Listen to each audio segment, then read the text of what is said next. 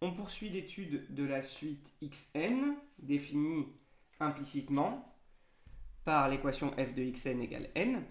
Et ce qu'on veut maintenant, c'est comparer xn avec n. On veut savoir si n est ici ou n est ici. Plus petit que xn, plus grand que xn. D'ailleurs, on nous demande de montrer que n est plus petit que xn. Pour ça, en fait, on va calculer f de n et vérifier que on obtient bien quelque chose qui est plus petit que f de xn. Alors, on va prendre n dans n étoile et on va calculer f de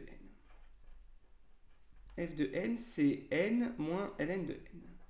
Et f de xn, c'est n.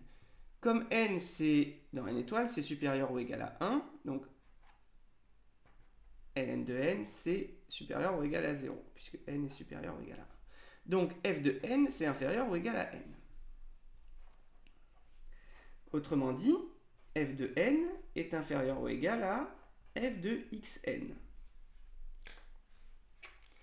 C'est-à-dire que ici j'ai n moins ln de n, et du coup, mon n, il est nécessairement plus petit que xn. Là, à nouveau, comme dans la méthode précédente, le plus simple, c'est peut-être d'appliquer f-1. Donc, f-1 de f de n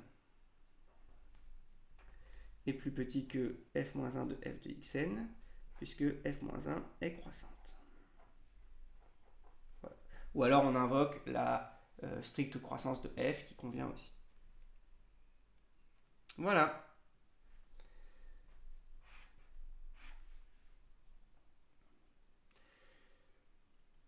En déduire la limite de xn, n tend vers plus l'infini.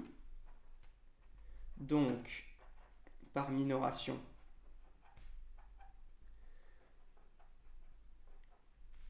xn tend aussi vers plus l'infini.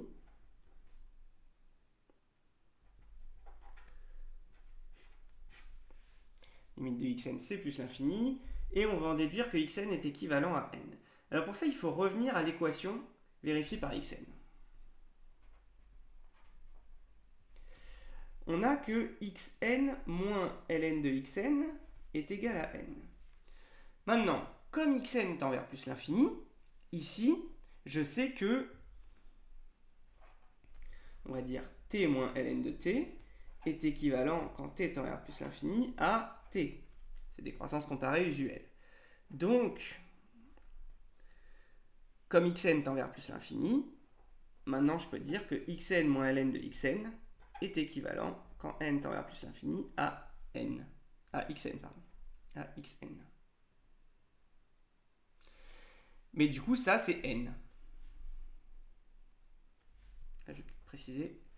Parce que xn tend vers plus l'infini. On fait un changement de variable, en fait, dans un équivalent. Bilan.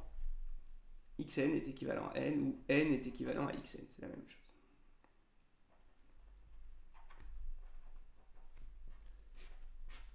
Voilà. Alors, le barème. Un point pour dire que f de n est plus petit que f de xn, pour avoir l'idée de calculer f de n. Un point pour appliquer la croissance de f-1 et revenir à n plus petit que xn. Un point pour en déduire la limite de xn. Ici, un point pour dire que xn moins ln de xn est équivalent à xn, et un point pour insister sur le fait que c'est parce que xn tend vers l'infini. Et donc, ça nous donne que n est équivalent à xn. Ça fait 5 points en tout.